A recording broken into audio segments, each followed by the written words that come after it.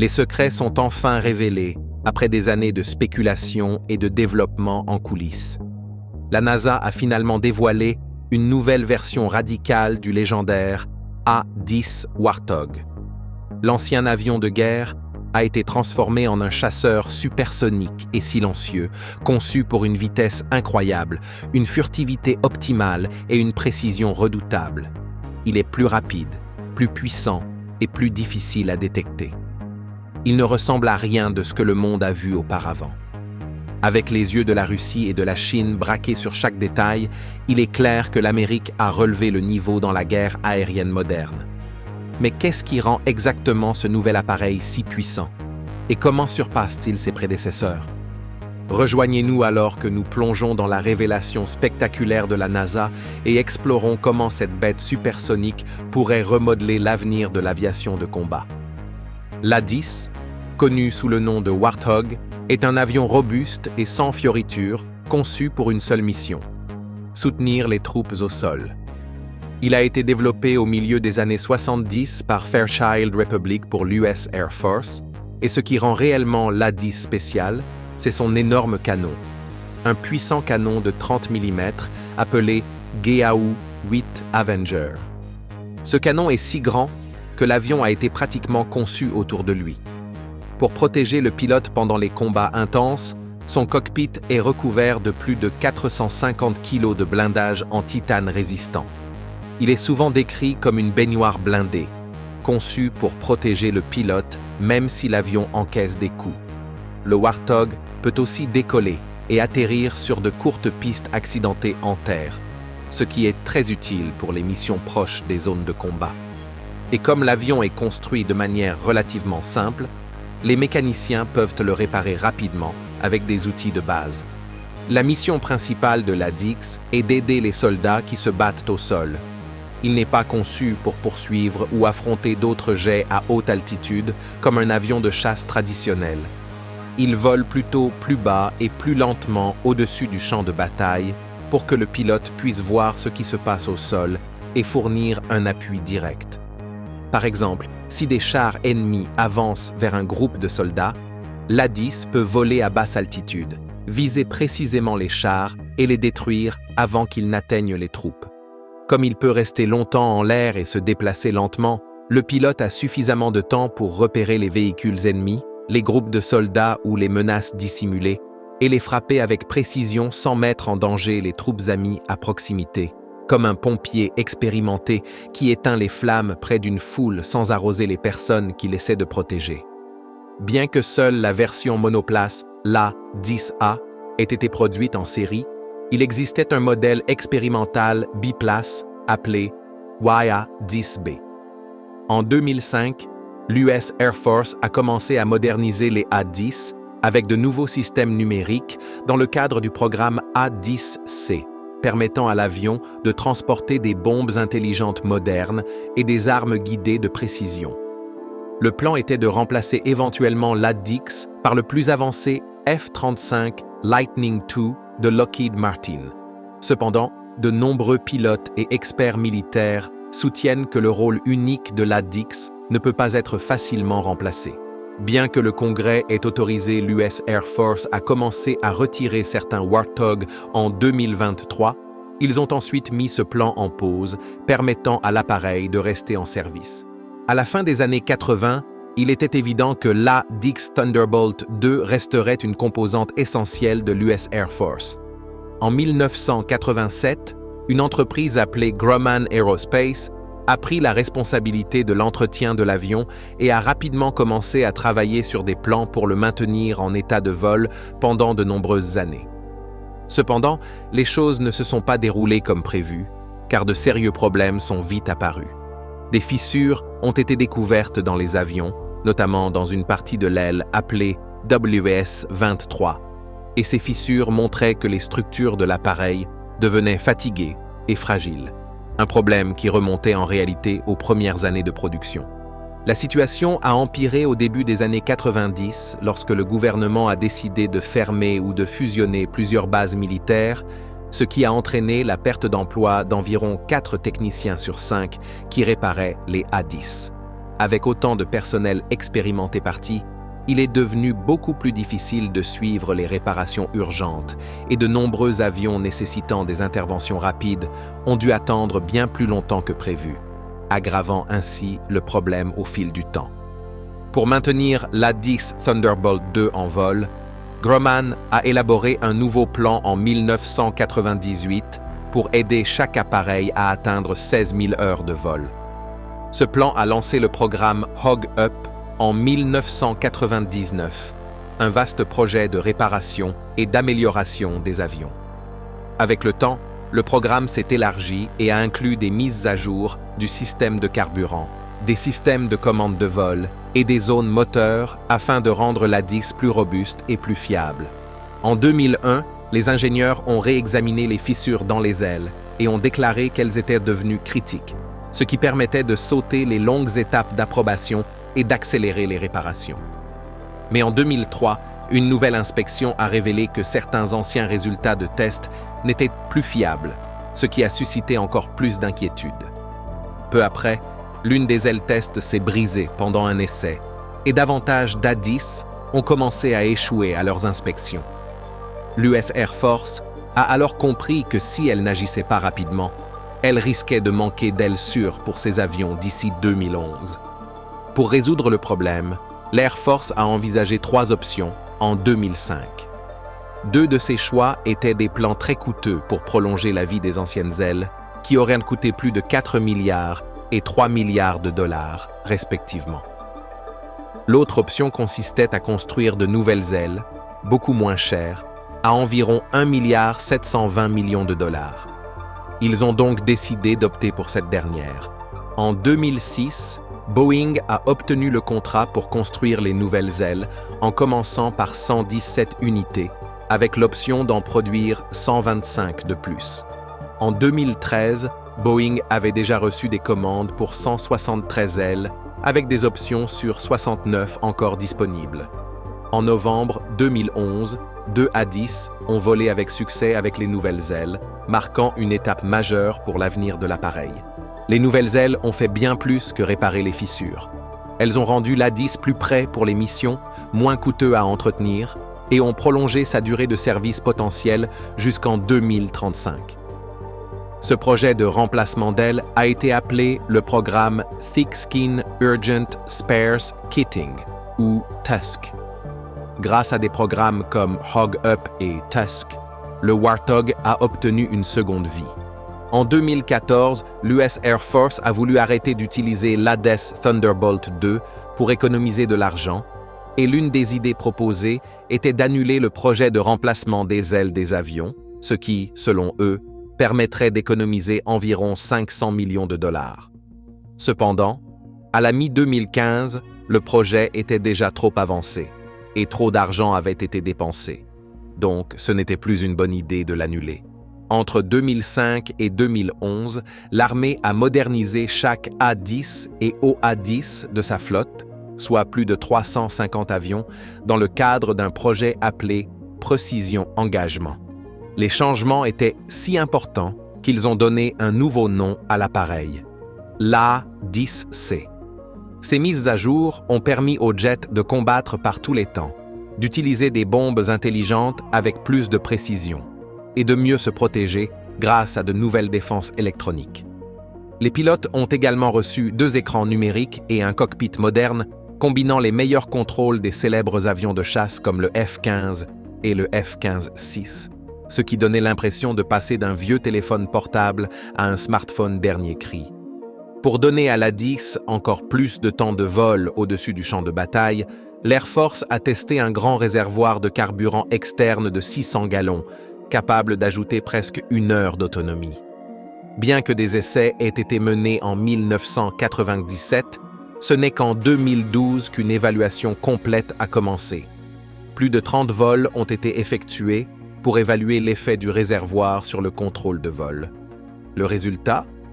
L'appareil était légèrement moins stable en virage gauche ou droit, mais cela n'affectait ni sa précision ni sa maniabilité. L'une des grandes raisons pour lesquelles le Warthog est si spécial, c'est son design d'aile unique basé sur une structure monoplan à aile basse en porte-à-faux, avec de larges ailes droites qui permettent à l'avion de rester stable et facile à piloter, même à basse vitesse et à basse altitude. Grâce à ses grandes ailes, sa forme haute et ses volets de commande imposants appelés ailerons, l'Addix peut décoller et atterrir sur des pistes très courtes, ce qui le rend parfait pour les terrains accidentés proches des combats, comme un camion tout-terrain puissant qui peut rouler dans la boue sans avoir besoin d'une route lisse.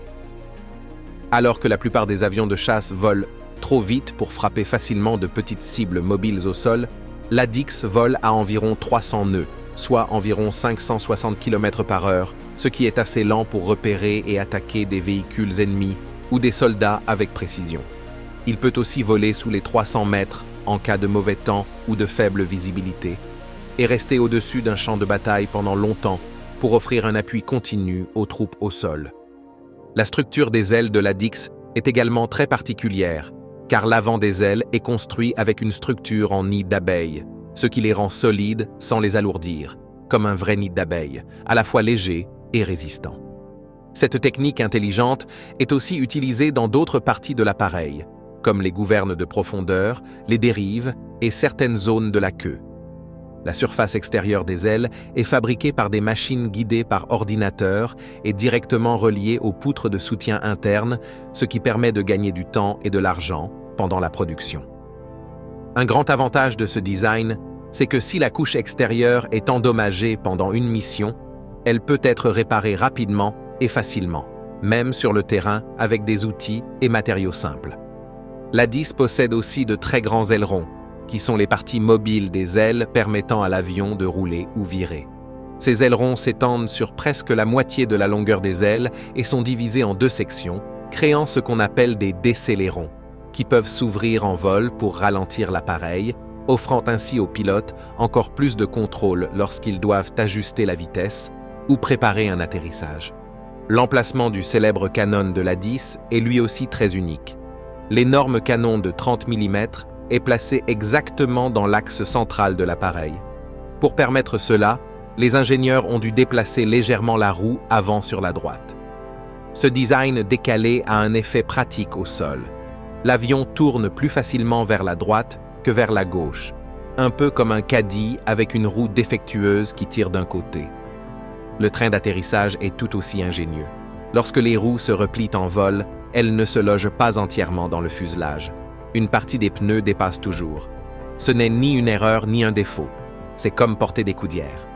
Si l'avion doit effectuer un atterrissage d'urgence sur le ventre, ces pneus partiellement exposés servent de patins et aident l'appareil à glisser plus doucement. Autre priorité du design, la sécurité. Si les systèmes hydrauliques échouent, ceux qui contrôlent normalement les roues, la gravité et la pression de l'air peuvent encore déployer le train d'atterrissage. C'est comparable au système d'urgence dans les bâtiments, où les portes sont conçues pour s'ouvrir automatiquement en cas de panne de courant. Lorsqu'il s'agit d'encaisser des dégâts, le Warthog joue dans une autre catégorie. Il peut supporter des impacts directs de projectiles perforants ou explosifs, allant jusqu'à 23 mm. Si ces systèmes hydrauliques tombent en panne, ils ne s'écrasent pas. Ils passent à un système de secours appelé reversion manuelle, qui permet aux pilotes de piloter en utilisant des commandes mécaniques. Bien que plus difficile à manier, cela reste suffisant pour ramener l'appareil à la base. Le pilote est protégé par du titane, une coque lourde pesant environ 540 kg. Ce blindage entoure le cockpit et les systèmes vitaux de vol, les protégeant du feu direct des canons et des éclats d'explosion. Il est constitué de plaques de titane épaisses de 1 à 4 cm, soigneusement modelées pour dévier les tirs ennemis. À l'intérieur, les parois tournées vers le pilote sont doublées de couches de nylon destinées à arrêter les fragments tranchants. Même le pare-brise et la verrière sont résistants aux balles, offrant aux pilotes les meilleures chances de survivre à un tir intense depuis le sol. L'un des exemples les plus puissants de la robustesse du Warthog a eu lieu pendant la guerre d'Irak en 2003. La capitaine Kim Campbell survolait Bagdad lorsque son appareil a été sévèrement touché par le feu ennemi. Un moteur s'est arrêté et le système hydraulique a échoué, la forçant à utiliser uniquement les commandes manuelles. Malgré les dommages, Elle a gardé l'avion stable et l'a piloté pendant près d'1 heure avant de revenir atterrir en toute sécurité à la base. L'Addix Thunderbolt II a été conçu pour affronter des conditions difficiles et extrêmes, car contrairement à de nombreux autres avions de chasse qui nécessitent des pistes lisses et pavées, l'Addix peut décoller depuis des bases avancées rudimentaires ou des pistes improvisées où les pierres, la poussière et les débris représentent un réel danger pour les moteurs. Pour résoudre ce problème, les ingénieurs ont monté les turboréacteurs TF-34 de General Electric en hauteur à l'arrière de l'appareil, loin du sol, ce qui les protège contre l'aspiration de débris dangereux. Cet emplacement astucieux permet également au moteur de rester en marche pendant que l'appareil est réarmé ou réparé, ce qui signifie que l'A-10 peut reprendre les airs beaucoup plus rapidement, sans perdre de temps. Ces ailes basses facilitent le travail des équipes au sol pour charger les armes, faire le plein ou inspecter l'avion, même avec du matériel de base dans des environnements difficiles, comme un camion de livraison à plateau bas qui se charge plus vite et plus facilement qu'un camion trop haut. Chaque moteur est fixé au fuselage avec 4 attaches robustes, ce qui montre à quel point la structure de l'appareil peut supporter des charges importantes. Les moteurs ont également un taux de dilution élevé, environ 6:1, ce qui signifie que davantage d'air est propulsé autour du cœur du moteur plutôt qu'à travers lui.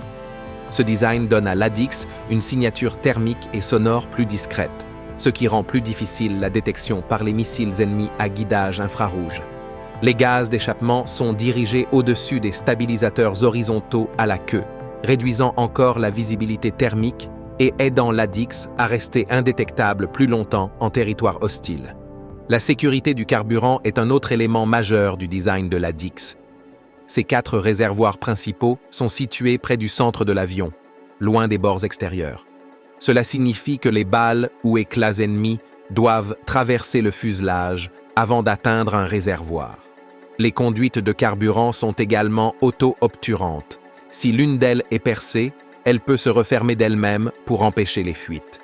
Et si un réservoir est trop endommagé pour se sceller, le système utilise des clapets anti-retour pour empêcher le carburant de s'y vider.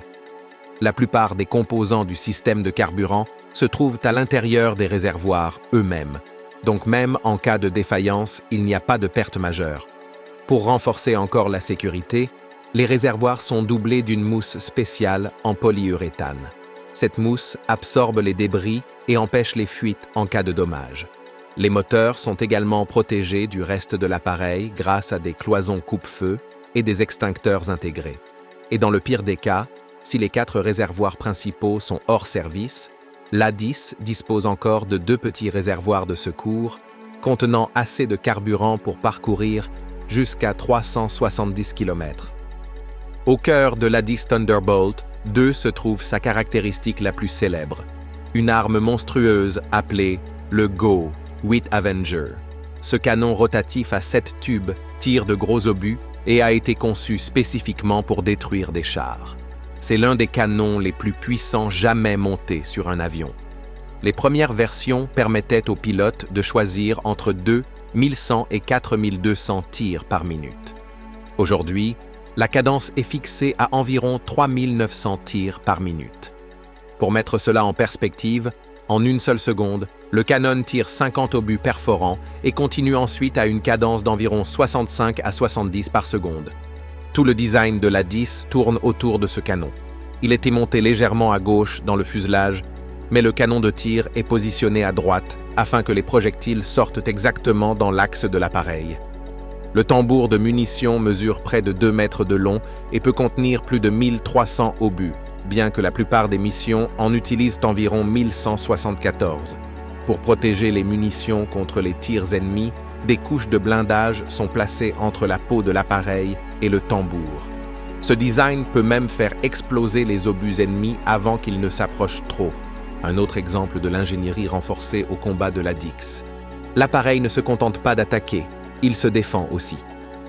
La plupart des A-10 sont équipés sous une aile d'un dispositif ALQ-131 qui bloque les radars ennemis et brouille les missiles. Pour se défendre contre les avions adverses, ils portent 2 missiles AIM-9 Sidewinder sous l'autre aile. l'A10 apporte de nombreuses armes au combat, conçues non seulement pour détruire, mais pour durer. Avec une puissance de feu redoutable et une conception pensée pour le combat réel, l'A10 reste le meilleur choix pour soutenir les troupes au sol, même des décennies après sa création. Merci d'avoir regardé. Pendant que vous êtes encore là, cliquez sur le lien à l'écran pour découvrir une autre de nos vidéos. À très vite.